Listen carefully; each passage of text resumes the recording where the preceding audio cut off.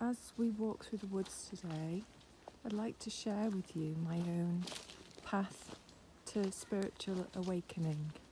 And I think this path we're walking on here is quite a useful analogy, actually. So, started, I suppose, about 2 years ago. I went through quite a traumatic experience, a bit of a dark night of the soul. And this led me to seeking some counselling, which is really helpful. It helped me to realise that I'm not my thoughts, and that I can look at those thoughts and those memories from a different perspective. I can transmute them, I can resolve them. And going through that process, well, I continued to go through that process long after I resolved that particular trauma. And I felt in doing so that my frequency got higher, I suppose. I got happier. I found more enjoyment in my life. I started to appreciate nature much more. And alongside that, I started to see repeating numbers. And they were coming so thick and fast, I couldn't just put them down to coincidence anymore. I Googled them, and that led me to maybe it's a message from Spirit. In a similar time frame, I started having experiences such as butterflies flying over my head. And staying for such a long time, it brought me to tears, and I knew it wasn't a coincidence, it was a message. So all of these experiences gave me a glimpse into this other world that I hadn't really fully appreciated. The world of Spirit, God, Source, that's there and guiding me.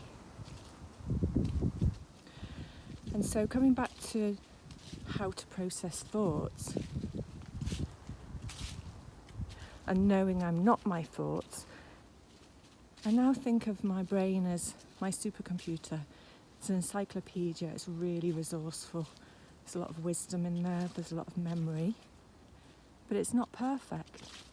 It can only draw upon what's happened in the past, and in some cases what's happened in the past, I've filed that in that filing system, sometimes with some errors, some false beliefs.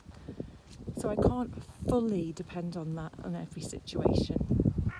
What I really need to depend upon is what's happening here and now, and that's following intuition, what's happening in my heart, what my heart connection to God and Source is telling me what the right way is. And yes, I need to reach a point where there's harmony between both my head and my heart, between my subconscious and my superconscious, and that harmony leads me along the right path. And I'm enjoying that process. I'm enjoying the process of continuing to transmute feelings as they arise and seeing them for what they are. I'm starting to enjoy much more the present, the now moments, such as this, being in nature. That's my church for the moment, and I'm really, really enjoying it. So that's my first message for you all.